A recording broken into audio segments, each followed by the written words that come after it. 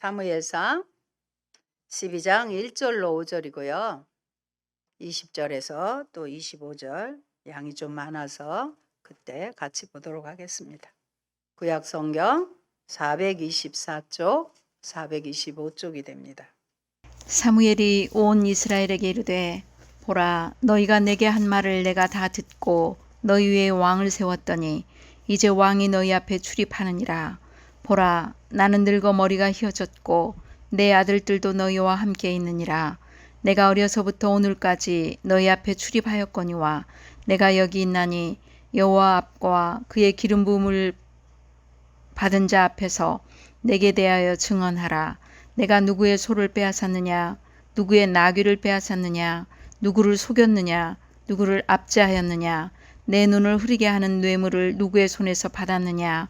그리하였으면 내가 그것을 너희에게 갚으리라 하니 그들이 이르되 당신이 우리를 속이지 아니하였고 압제하지 아니하였고 누구의 손에서든지 아무것도 빼앗은 것이 없나이다 하니라. 사무엘이 백성에게 이르되 너희가 내 손에서 아무것도 찾아낸 것이 없음을 여호와께서 너희에게 대하여 증언하시며 그의 기름 부음을 받은 자도 오늘 증언하느니라 하니 그들이 이르되 그가 증언하시나이다 하니라. 사무엘이 백성에게 이르되 두려워하지 말라. 너희가 과연 이 모든 악을 행하였으나 여호와를 따르는 데에서 돌아서지 말고 오직 너희의 마음을 다하여 여호와를 섬기라. 돌아서서 유익하게도 못하며 구원하지도 못하는 헛된 것을 따르지 말라. 그들은 헛되니라. 여호와께서는 너희를 자기 백성으로 삼으신 것을 기뻐하셨으므로 여호와께서는 그의 크신 이름을 위해서라도 자기 백성을 버리지 아니하실 것이요 나는 너희를 위하여 기도하기를 쉬는 죄를 여호와 앞에 결단코 범하지 아니하고 선하고 의로운 길을 너희에게 가르칠 것인즉 너희는 여호와께서 너희를 위하여 행하신 그 큰 일을 생각하여 오직 그를 경외하며 너희의 마음을 다하여 진실이 섬기라. 만일 너희가 여전히 악을 행하면 너희와 너희 왕이 다 멸망하리라. 아멘. God is good all the time. 하나님은 언제나 선하십니다. 하나님은 실수하신 적이 없습니다. 오늘 우리에게 주신 하나님 말씀은 사무엘상 12장 1절로 5절 또 20절, 25절까지 보았습니다. 설교의 제목은 사무엘의 고별사입니다. 지난주에 저희가 한나의 어머니 한나의 그 마음을 통하는 기도를 통해서 하나님께서는 아들 사무엘을 주셨다는 설교를 드렸습니다. 이 사무엘이 건너뛰어서 사사로 지금 직임을 다하고 마지막 은퇴식, 퇴임식을 하면서 백성들에게 드리는 고별사가 되겠습니다. 사무엘은 노년에 이르자 스스로 공직에서 은퇴하려 했습니다. 마지막 사사인 사무엘은 자신이 기름 부은 왕에게 최고의 지도자의 자리를 내주고 본인은 사사직에서 물러납니다. 먼저 사무엘이 사사직을 충실히 감당한 사실을 되돌아본 후에 여호와를 잊고 스스로 행하면 반드시 화를 자초하게 된다는 사실을 거듭 백성들에게 주지시켰습니다. 이 설교의 요점은 비록 왕정 체제를 갖추더라도 왕이 이방 민족의 침략에 대한 근본적인 해결책이 되지 못한다는 것입니다. 이스라엘의 통치 방식이 이제 왕정으로 바뀌더라도 여호와께서 이스라엘의 왕이다. 여호와께서 이스라엘의 왕이시라는 신명기적 신앙은 변하지 않았음을 보여줍니다. 저도 그렇습니다. 대한민국의 왕은 누구시라고요? 하나님이세요. 때로는 우리 마음에 좀 안 들 때도 있지만 여전히 하나님은 우리나라의 왕이시고 계시록의 말씀처럼 사장의 하늘 보좌에서 온 천하 열방을 주님의 계획 가운데 다스리고 계신다는 그 말씀 앞에 저는 위로를 받고 그렇습니다. 사무엘이 행한 설교의 주제는 신실함입니다. 1절에서 5절을 요약하면 이런 말입니다. 내가 여러 해 동안 여러분을 섬겼습니다. 그런데 내가 신실하지 않았습니까? 그러자 백성들은 당신은 신실했습니다. 또 6절로 11절의 말씀을 보면 사무엘은 이스라엘 백성들에게 이제는 하나님의 신실함을 깨우쳐줘요. 자기도 신실했다고 인정을 받았고 하나님의 신실함에 대해서 지금 깨우쳐 줍니다. 이스라엘의 역사를 회고하지요. 하나님이 어떻게 저들을 출애굽시켰고 어떻게 그 사사 시대 동안 저들을 사사를 세워서 구해내셨으며 또 하나님께서 어떻게 그의 백성들을 보살피셨는지를 회고하며 하나님께서 얼마나 신실하게 그의 백성들을 지키시고 보호하셨는지를 말하고 있는 것입니다. 그리고 나서 사무엘은 요점이 뭐예요? 백성들에게도 신실할 것을 요구합니다. 그러면서 그동안 자신이 잘못한 일이 있었는지 소상히 묻고 이에 대해서 백성은 그런 일이 없었다고 답합니다. 사무엘은 자신이 사리사욕을 채운 적이 없다는 것이 확증된 다음에 출애굽으로부터 사무엘 당대까지 백성들의 책임을 추궁합니다.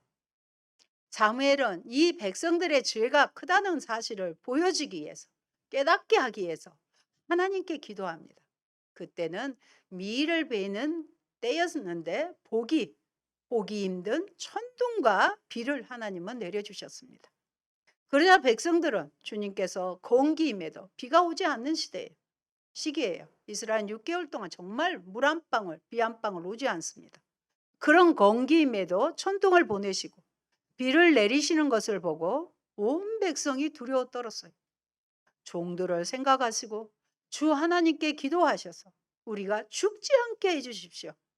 우리가 우리의 모든 죄에 왕을 구하는 악을 더하였습니다 하며 회개했습니다. 그리고 사무엘은 젊어서부터 오늘까지 당신들을 지도하였다고 수레하였습니다. 하나님의 궤를 블레셋과의 전투에서 블레셋에게 빼앗겼다가 기럇 여아림에 약 20해 동안, 너무 길지 않아요? 20해 동안 머무른 오랜 세월이 지났습니다. 이 기간에 이스라엘의 온 족속은 다시 주님을 사모하였습니다. 그때 사무엘이 온전한 마음으로 주님께 돌아오려거든 사모하는 그 마음을 알고 주님께 돌아오려거든 이방의 신들과 아스다롯 여신상을 없애버리고 주님께만 마음을 두라고 하자 이스라엘 자손들이 바알과 아스다롯의 신상들을 없애버리고 주님만을 섬겼습니다. 이전에 사무엘상 7장 5절에서는 그때 이스라엘 사람들은 미스바로 모이게 합니다. 그 미스바는 사무엘이 이스라엘 자손 사이에 사사였기 때문에 다툼을 중재하던 곳이었습니다. 미스바의 뜻은요, 지켜보는 자, 지켜보는 자라는 뜻을 가지고 망대라는 보통 명사로 사용되기도 합니다. 그들의 죄를 용서하여 달라고 주님께 기도를 드리려는 것입니다. 그래서 미스바로 모이게 했습니다. 그들은 미스바에 모여서 물을 길어다가, 특이하게도 물을 길어다가 그것을 제물로 삼아 주님 앞에 쏟아 붓고 그날 종일 금식을 하였습니다. 뭐라고 했을까요? 우리가 주님을 거역하여 죄를 지었습니다 하고 고백했고요. 신약에서 물세례는 죄를 회개하고 정결하게 하는 의미를 담고 있습니다. 예레미야 예가의 2장 19절에서 내 마음을 주의 얼굴 앞에 물 쏟듯 할지어다, 이 말씀은 하나님 앞에 참된 회개를 촉구하는 말씀입니다. 먼저 물을 붓는 행위는 이스라엘 백성의 마음을 하나님 앞에 다 쏟아냄을 상징합니다.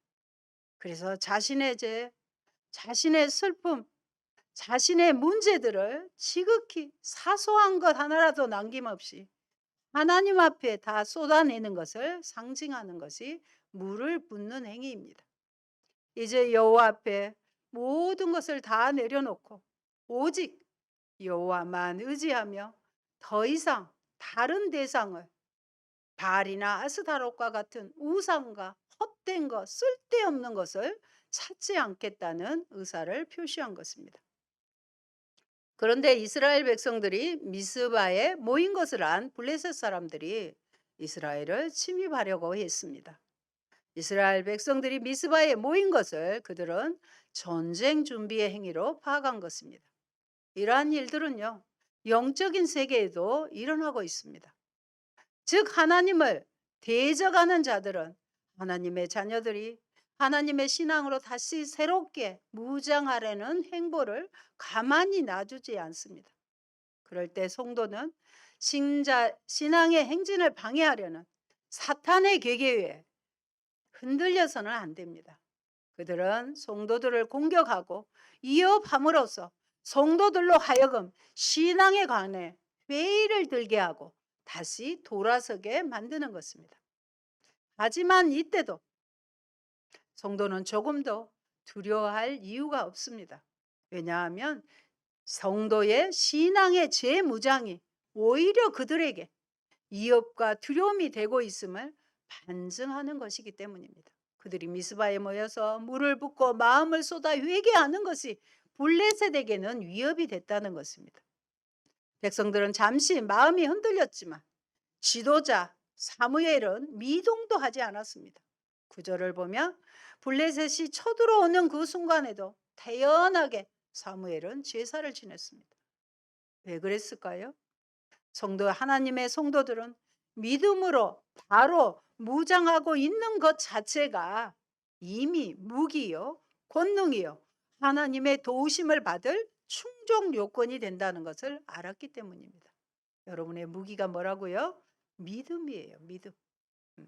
믿음이 세상을 이기고 옛사람을 이기고 마귀를 이길 수 있게 되는 것입니다. 그들이 사무엘에게 가서 주 우리의 하나님이 우리를 블레셋 사람의 손에서 건져내시도록 쉬지 말고 기도하여 주시기를 간청합니다. 여러분, 이렇게 쉬지 말고 기도하기를 간청하면 여러분도 쉬지 말고 기도하셔야 돼요. 요구만 하고 여러분 안 하시면 안 되는 것입니다. 여러분, 왜 사탄이 우리가 정신 차려 신앙생활하고 은혜를 받기만 하면 여지없이 나타나 위협합니까? 바로 이것을 알기 때문입니다. 그래서 수련회나 부흥회에 은혜를 받아 집에 가면 벌써 문 밖에서 사탄이 기다리고 있다는 것입니다. 결국은 예서 받은 몇 박 며칠 동안 울면서 회개하면서 마음을 다해 쏟아 받은 그 은혜를 다시 쏟아 버리게 하는 것입니다. 그러므로 사랑하는 성도 여러분, 이제 믿음으로 자신을 무장하고 어떠한 시련이 닥치더라도 결코 우리는 어째요? 요동하지 마시기 바랍니다. 흔들리지 마시기 바랍니다.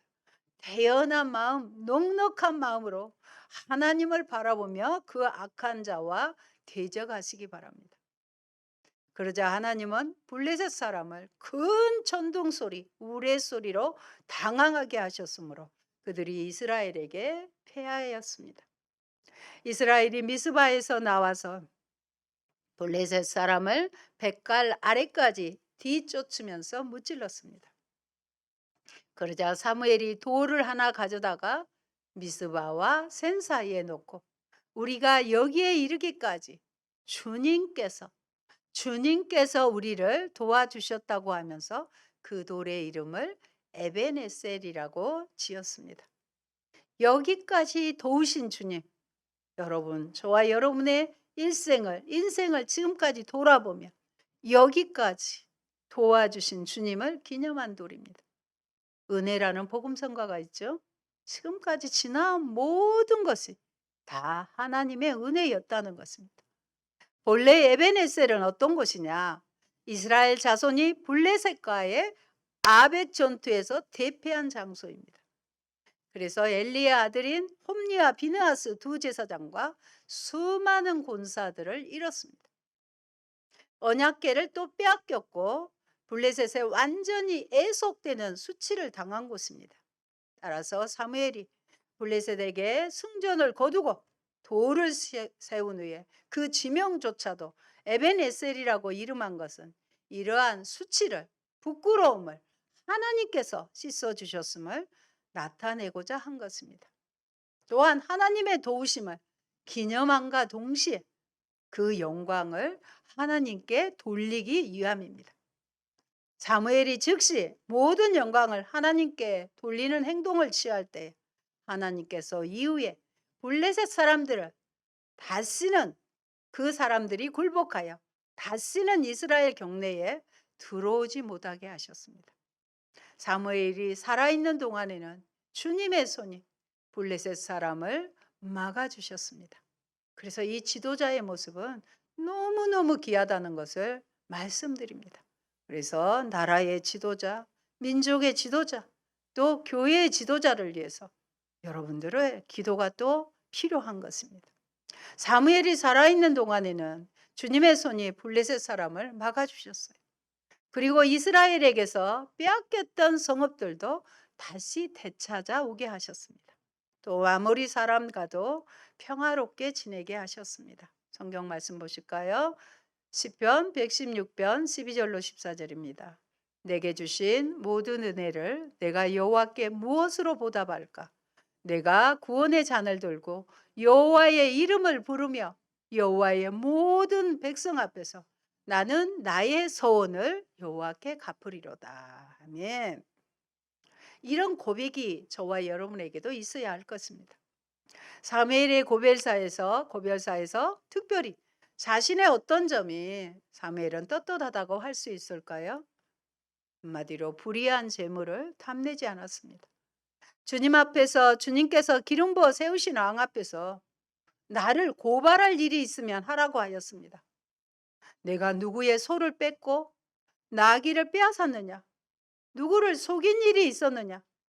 누구를 억압한 일이 있고 누구한테서 뇌물을 받고 눈 감아 준 일이 있으면 고발하라고. 그리고 있으면 갚겠다고 당당하게 말하는 것입니다. 이런 지도자들이 많이 나오기를 원합니다. 저는 오늘이 8.15 광복 기념주일이잖아요. 이 시가 생각났습니다. 죽는 날까지 하늘을 우러러 한 점 부끄러움이 없기를 잎새에 있는 바람에도 나는 괴로워했다. 별을 노래하는 마음으로 모든 죽어가는 것을 사랑해야지. 그리고 나에게 주어진 길을 걸어가야겠다. 오늘 밤에도 별이 바람에 스치운다. 윤동주님의 서시가 생각났습니다. 1944년 3월 31일 교토 지방재판소 제2형사부에서 2년형을 선고받고 후쿠오카 형무소로 수감이 되어 약 1년 7개월 동안 수감 생활을 견뎌오던 윤동주는 건강 악화로 인해 45년 2월 16일 향년 27세 향년 귀한 자매님들 27세의 나이에 쿠슈 후쿠오카 형무소에서 뇌졸중으로 요절하셨습니다. 불과 광복 6개월 전의 일이었습니다. 하늘을 우러러 모든 것 아시는 하나님 앞에서 한 점 부끄러움이 없는 삶을 살기를 다짐해 봅니다. 오늘 본문의 사무엘의 고별사의 해고 내용을 요약해 보면 하나님께서 너희 조상에게 은혜를 베푸셨다. 그런데 너희의 조상들은 하나님을 잊었다. 그래서 하나님께서 다시 하솔과 블레셋과 모압의 압제를 받았으나 너희들이 회개함으로 사사들을 보내서 구원하게 하셨다. 그런 다음에 무슨 말이 이어졌는가요? 그런데 왜 그 하나님을 버려두고 왕을 세우라 하느냐? 백성들은 왕이 없기 때문에 그들이 고난을 당한다고 생각하고 사무엘은 하나님을 제대로 섬기지 않았기 때문에 고난을 당한다고 생각하였습니다. 왕을 세우는 것이 하나님의 뜻이 아닌 것을 성경 보면 그러잖아요. 내가 왕인데 왜 왕이 필요하냐? 그 뜻을 아닌 것이 확실함에도 불구하고 소원을 들어준 것이니까 그런 줄 알고 앞으로는 왕을 중심으로 살해라는 것입니다. 왕정하에서도 이스라엘의 안녕과 구원은 하나님을 신뢰할 때만이 가능하다는 것입니다. 아멘이지요?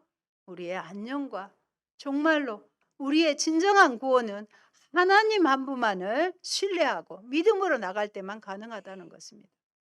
이스라엘의 진정한 왕은 여전히 하나님이십니다. 이스라엘의 저와 여러분의 진정한 왕도 하나님이 되십니다. 여러분, 이스라엘 백성들이 하나님을 잊고 달리 섬긴 것은 무엇인가요? 바로 바알과 아스다로 되었습니다. 하나님을 알지 못하는 사람들이 사는 삶을 가만히 들여다보면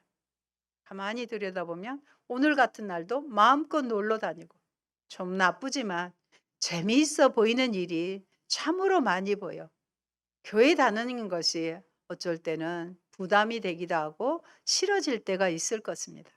그러나 우리가 말씀을 알고 하나님을 신뢰함으로 주님의 자녀로 사는 것이 얼마나 행복한 삶인가를 깨달으면 아무것도 아닙니다.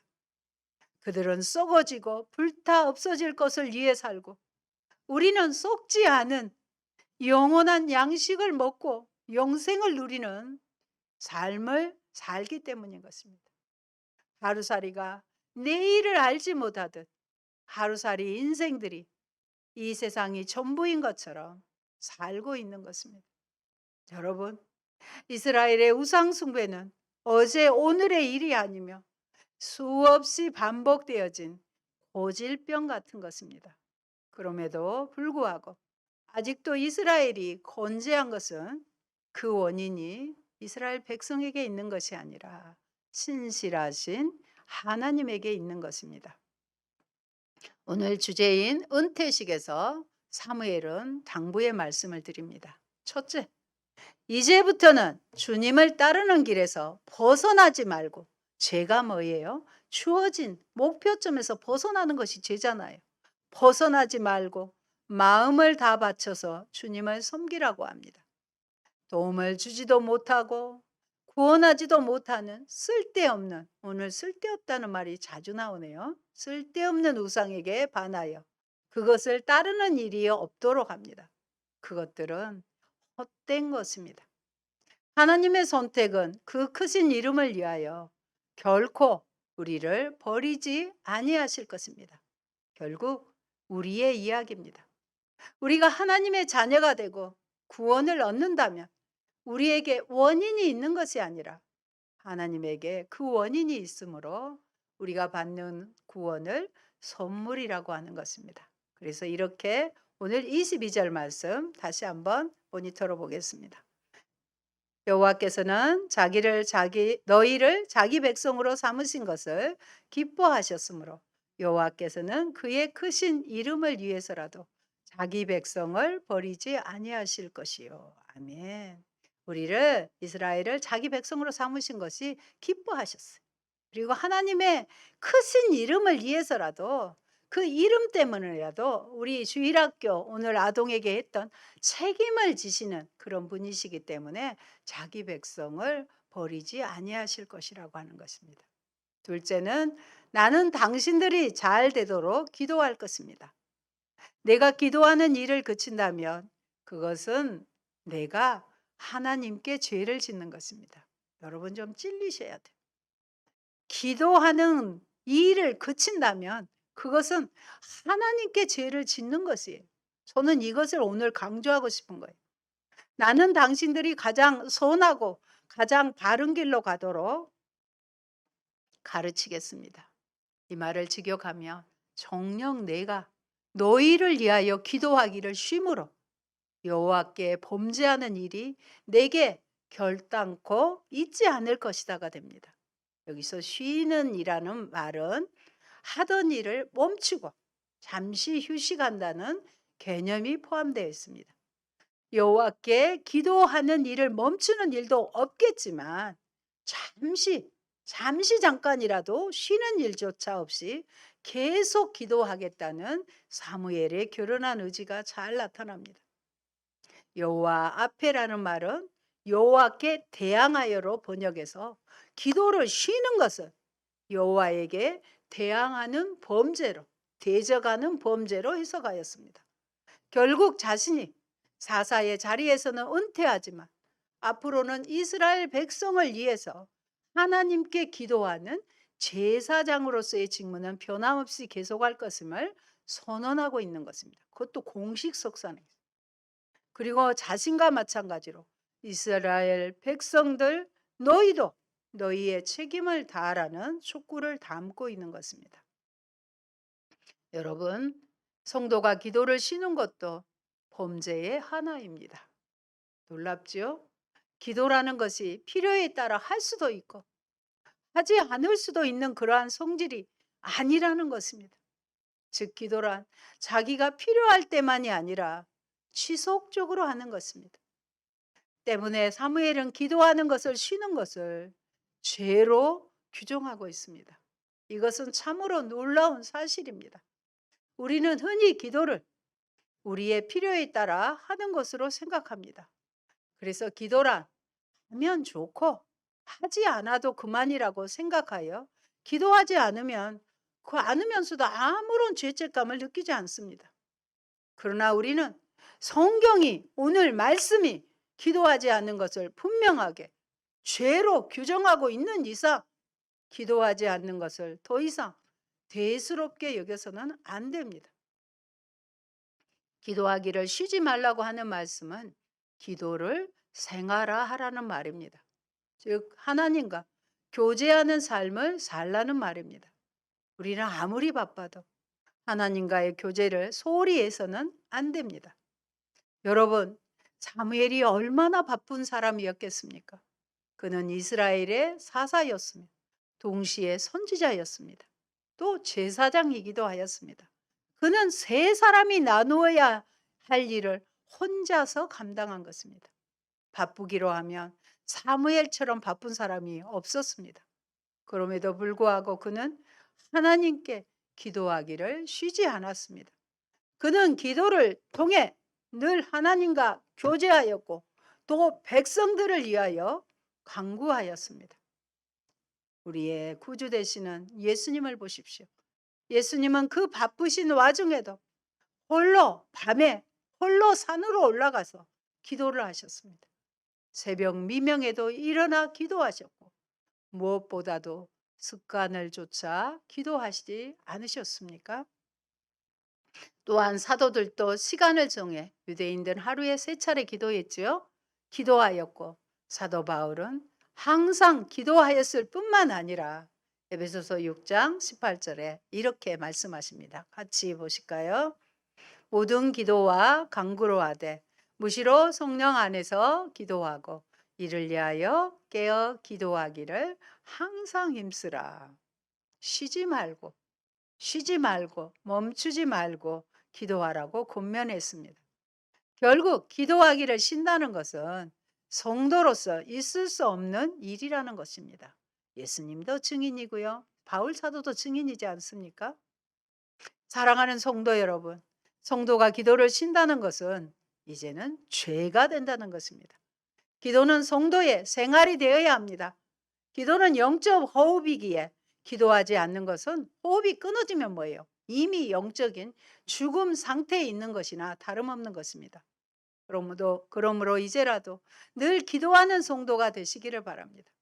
시간을 정해놓고 기도하고 새벽에도 아침에도 기도하고 밤을 새워 기도하고 때로 금식하며 기도하고 버스나 지하철에 앉아서도 기도하고 밥상 앞에서도 기도하는 등 모든 생활이 기도로 시작해서 기도로 마치는 성도가 되시기를 바랍니다.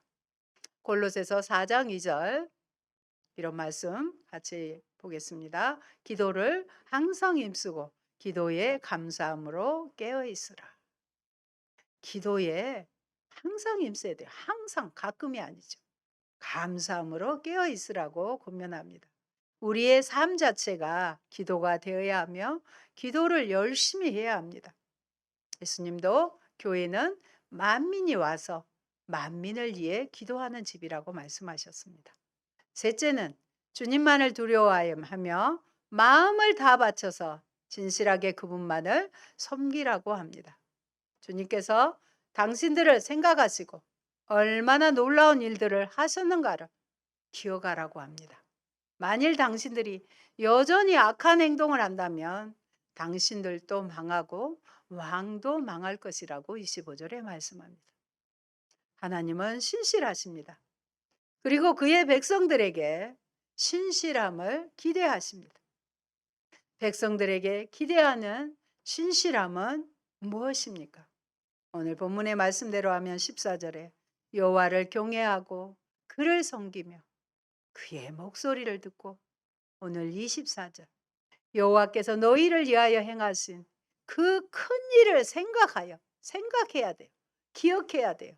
오직 그를 경외하고 너희의 마음을 다하여 진실이 섬기라. 현재 얼마나 하나님을 진실이 섬기고 있으며 앞으로도 얼마나 하나님을 진실하게 경외할 것인가가 중요합니다.